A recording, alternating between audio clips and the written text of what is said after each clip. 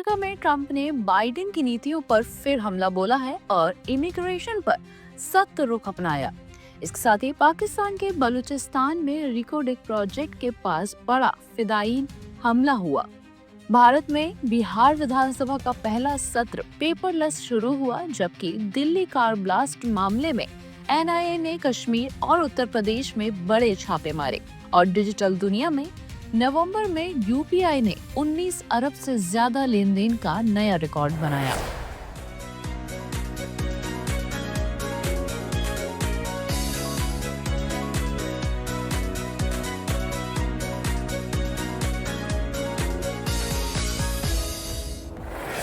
America के राष्ट्रपति Donald Trump ने एक बार फिर पूर्व राष्ट्रपति जो बाइडेन और उनकी नीतियों पर कड़ा हमला बोला।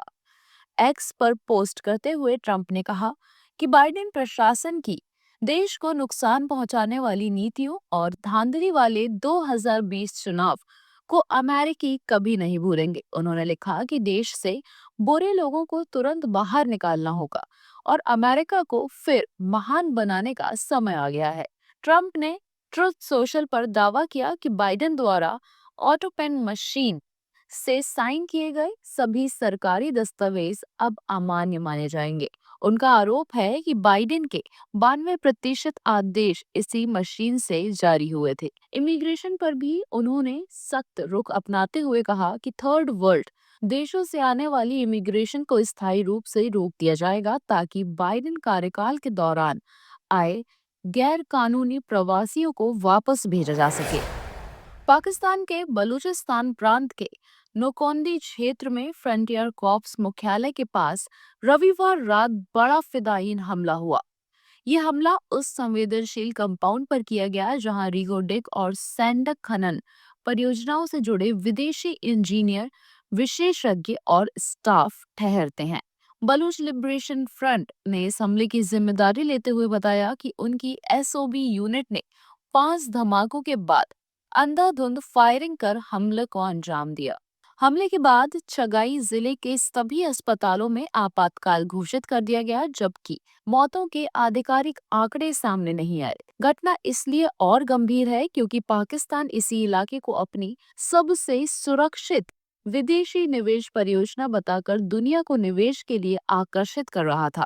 रिकोडिक में खरबों डॉलर की सोना तांबा खदान होने का दावा किया जा रहा है, मगर लगातार बढ़ते आतंकी हमले पाकिस्तान की सुरक्षा क्षमता और विदेशी निवेश दोनों पर बड़ा सवाल खड़ा कर रहे हैं। बिहार की 18वीं विधानसभा का पहला शीतकालीन सत्र सोमवार से शुरू हुआ। हाल ही में हुए चुनावों के बाद ये पहली बैठक है जिसमें 243 नवनिर्वाचित विधायकों को प्रोटेम स्पीकर नरेंद्र नारायण यादव शपथ दिला रहे हैं। सत्र के दौरान कई अहम प्रक्रियाएं पूरी हुई। 2 दिसंबर को विधानसभा अध्यक्ष का चुनाव होगा, जबकि 3 दिसंबर को राज्यपाल दोनों सदनों की संयुक्त बैठक को संबोधित करेंगे। 4 दिसंबर को उनके भाषण पर धन्यवाद प्रस्ताव और चर्चा होगी और 5 दिसंबर को अनुपूरक व्यय विवरणी के साथ सत्र का समापन होगा। विधानसभा परिसर को नए स्वरूप में सजाया गया और विधायकों का स्वागत ताजे फूलों से किया गया। इस बार सदन पूरी तरह पेपरलेस है। प्रत्येक सीट पर सैमसंग टैबलेट लगाए गए तथा ऑटो सेंसर माइक की व्यवस्था की गई। सुरक्षा के लिए 800 जवान तैनात किए गए और विधानसभा परिसर में सख्त चेकिंग भी की जा रही है। दिल्ली के लाल किले के पास 10 नवंबर को हुए कार ब्लास्ट की जांच तेज करते हुए एनआईए ने जम्मू कश्मीर और उत्तर प्रदेश में 8 से अधिक स्थानों पर ताबड़तोड़ छापेमारी की। पुलवामा, शोपियां और कुलगाम के कई इलाकों में तलाशी अभियान चलाया गया, जहां एजेंसी को व्हाइट कॉलर आतंकी मॉड्यूल से जुड़े अहम सुराग मिले। शोपियां में मौलवी इरफान अहमद वगाए के घर पर भी छापा पड़ा, जिसे इस मॉड्यूल का मास्टरमाइंड माना जा रहा है। वगाए कट्टरता फैलाने और भर्ती कराने में सक्रिय था तथा उसे पिछले महीने ही एनआईए हिरासत में लिया गया था। उत्तर प्रदेश के लखनऊ और अन्य जिलों में भी तलाशी हुई। सहारनपुर में गिरफ्तार डॉक्टर अदील अहमद राथर की आवास की तलाशी लेकर एजेंसी ने मॉड्यूल के नेटवर्क को समझने की कोशिश की। व्हाइट कॉलर मॉड्यूल वित्तीय धोखाधड़ी और मनी लॉन्ड्रिंग से आतंक फैलाने का काम करते हैं, जिसे पकड़ना सुरक्षा एजेंसियों के लिए बड़ी चुनौती है। संसद का शीतकालीन सत्र 1 दिसंबर से शुरू हो चुका है, लेकिन एसआईआर और अन्य मुद्दों पर विपक्ष के हंगामे की आशंका जताई जा रही है। इसी बीच बसपा सुप्रीमो मायावती ने सत्ता और विपक्ष दोनों से सत्र को संवेदनशीलता और गंभीरता के साथ संचालित करने की अपील की। मायावती ने एक्स पर लिखा कि संसद के दोनों सदन शांति और व्यवस्थित तरीके से चले, ताकि वायु प्रदूषण, दिल्ली की समस्याओं और बीएलओ की कठिनाइयों जैसी महत्वपूर्ण मुद्दों पर सही चर्चा हो सके। उन्होंने कहा कि केवल आरोप प्रत्यारोप से काम नहीं चलेगा, जनहित के समाधान के लिए सार्थक प्रयास जरूरी है।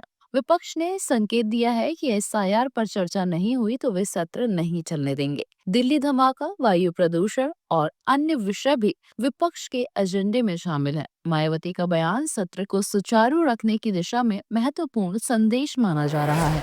नवंबर 2025 में यूपीआई लेन देन ने नया रिकॉर्ड बनाया। एनपीसीआई के अनुसार 28 नवंबर तक यूपीआई के जरिए 24.58 लाख रुपए मूल्य के 19 अरब से अधिक लेन देन पूरे हुए। ये आंकड़ा पिछले साल की तुलना में काफी बड़ा है, जब इसी अवधि में 15.48 अरब लेन देन से 21.55 लाख करोड़ रुपए का भुगतान हुआ था। इस साल नवंबर में लेन देन संख्या में करीब 23% और मूल्य में 14% की वृद्धि दर्ज की गई। नवंबर 2023 की तुलना में ये बढ़ोतरी क्रमशः 70% और 41% से अधिक है, जो डिजिटल भुगतान की तेजी से विस्तार को दर्शाती है। पिछले 5 सालों में यूपीआई के उपयोग में जबरदस्त उछाल आया है। 2021 में जहां 4.18 अरब लेन देन हुए थे, वहीं 2025 तक ये संख्या 4 गुना से अधिक बढ़ गई। 2025-26 में अब तक यूपीआई 12.41 अरब लेन देन पार कर चुका है और औसत दैनिक मूल्य 91,324 करोड़ रुपए दर्ज किया गया। डीआरडीओ द्वारा विकसित आकाश प्राइम भारत के पुराने आकाश सिस्टम का अपग्रेडेड संस्करण है, जिसने हाल ही में लद्दाख में परीक्षण के दौरान 15,000 फीट से अधिक ऊंचाई पर तेज गति वाले हवाई लक्ष्यों को सटीकता से मार गिराया। स्वदेशी एक्टिव आरएफ सीकर से लैस ये सिस्टम किसी भी मौसम और किसी भी टेरेन में एक्यूरेट स्ट्राइक की क्षमता रखता है। भारतीय सेना इसे अपने तीसरे और चौथे एयर डिफेंस रेजिमेंट में शामिल करेगी, जिससे पाकिस्तान और चीन की संभावित गतिविधियों को रोकने की भारत की क्षमता और मजबूत होगी। इस सिस्टम की प्रति यूनिट कीमत सार्वजनिक नहीं की गई है, लेकिन पूरे आकाश प्रोजेक्ट पर लगभग 1,000 करोड़ रुपए खर्च हुए हैं। ये लागत वैश्विक समकक्ष प्रणालियों की तुलना में 8 से 10 गुना कम है। यही वजह है कि दुनिया इस स्वदेशी मिसाइल सिस्टम की ओर आकर्षित हो रही है और इसे भारत की आत्मनिर्भर रक्षा क्षमता का बड़ा प्रतीक माना जा रहा है। टीआरएआई की अक्टूबर 2025 की रिपोर्ट के अनुसार देश में टेलीफोन यूजर्स की संख्या बढ़कर 123.1 करोड़ हो गई है। इसमें 118.4 करोड़ मोबाइल और 4.6 करोड़ वायरलाइन उपयोगकर्ता शामिल हैं। इसी बीच सरकारी टेलीकॉम कंपनी बीएसएनएल ने नए ग्राहकों को जोड़ने में सबसे बड़ी छलांग लगाई है। अक्टूबर में बीएसएनएल ने 26.9 लाख नए यूजर्स जोड़े, जिससे वे जियो, एयरटेल और वीआई जैसे दिग्गजों को पीछे छोड़ने में सफल रही। कंपनी की 4G सर्विस के विस्तार का असर उसके बढ़ते यूजर बेस में साफ दिख रहा है। अब बीएसएनएल का कुल ग्राहक आधार बढ़कर 9.25 करोड़ हो गया। जियो अब भी देश की सबसे बड़ी कंपनी है, जिसने अक्टूबर में 20 लाख ग्राहकों को जोड़ा और उसका यूजर बेस 48.47 करोड़ पर पहुंच गया। एयरटेल ने 12.52 लाख नए यूजर्स के साथ 39.36 करोड़ का आंकड़ा छू लिया। वहीं वीआई को भारी नुकसान हुआ और 21 लाख ग्राहकों ने उसका साथ छोड़ दिया, जिससे उसका बेस घटकर 20.7 करोड़ रह गया है। भारत ने रांची वनडे में साउथ अफ्रीका को 17 रन से हराकर सीरीज में 1-0 की बढ़त बना ली। इस जीत में 3 खिलाड़ियों ने मैच का पूरा रुख भारत की ओर मोड़ दिया। विराट कोहली ने शानदार वापसी करते हुए 120 गेंदों पर 135 रन बनाए, जिसमें 11 चौके और 7 छक्के शामिल थे। उनकी पारी ने भारत को 349 का मजबूत स्कोर दिया और उन्हें प्लेयर ऑफ द मैच भी चुना गया। युवा तेज गेंदबाज हर्षित राणा ने पहले ही ओवर में रिकिल्टन और डिकॉक को आउट कर मैच का मोमेंटम भारत को दिला दिया। बाद में ब्रेविस का महत्वपूर्ण विकेट लेकर उन्होंने 3 बड़े झटके दिए। कुलदीप यादव के मध्य ओवरों में अपनी फिरकी से खेल पलट दिया। उन्होंने ब्रेड्सकी, डी जॉर्जी, जैनसन और सुब्राइन को आउट कर अफ्रीका की रन गति रोक दी। उनके 4 विकेट भारत की जीत का निर्णायक फैक्टर बने। रणवीर सिंह की बहुप्रतीक्षित फिल्म धुरंधर रिलीज से पहले ही जबरदस्त चर्चा में है। ट्रेलर और गानों कारवां व गहरा हुआ ने दर्शकों में उत्सुकता बढ़ा दी है। एक हफ्ते पहले शुरू हुई एडवांस बुकिंग अब तेजी से बढ़ रही है। सेक्नेल के अनुसार फिल्म को पहले दिन भारत में 2,241 शो ऑल आउट हुए हैं और अब तक 8,654 टिकट बिक चुके हैं। बिना ब्लॉक सीटों के फिल्म ने 43.36 लाख करोड़ रुपए की एडवांस कमाई की, जबकि ब्लॉक सीटों सहित ये आंकड़ा 1.97 करोड़ रुपए तक पहुंच गया है। स्टेट वाइज कलेक्शन में महाराष्ट्र 48.34 लाख के साथ शीर्ष पर है, जबकि दिल्ली एनसीआर 47.22 लाख के साथ दूसरे स्थान पर। गुजरात, कर्नाटक और पंजाब भी मजबूत प्रदर्शन कर रहे हैं। 5 दिसंबर को रिलीज होने वाली धुरंधर 3 घंटे 32 मिनट की रन टाइम के साथ सबसे लंबी बॉलीवुड फिल्मों में से एक होगी, जिसकी इंटरनेशनल रेटिंग 18+ तय की गई है।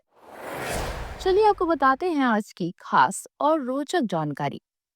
क्या आप जानते हैं कि संगीत मस्तिष्क के कई हिस्सों को सक्रिय कर सकता है, जिनमें याददाश्त, भावना और गति शामिल है। ये मस्तिष्क की चोट के बाद भाषण और संज्ञानात्मक क्षमताओं को सुधारने में मदद कर सकता है और अल्जाइमर या डिमेंशिया जैसी स्थितियों में खोई यादों को भी जगा देता है। हालांकि ये पूरी तरह से मस्तिष्क की क्षतिग्रस्त कोशिकाओं को ठीक नहीं कर सकता, फिर भी संगीत एक शक्तिशाली चिकित्सीय उपकरण है जो तंत्रिकाओं को मजबूत करता है और पुनर्प्राप्ति में मदद भी करता है। ऐसे ही और भी तमाम खबरों को जानने के लिए सब्सक्राइब करें, बेल आइकन को प्रेस करें और विजिट करें हमारी website. Travel India's secret sites with Ramayan Club, expert guides, comfortable rides and unforgettable pilgrimages await. Visit our website.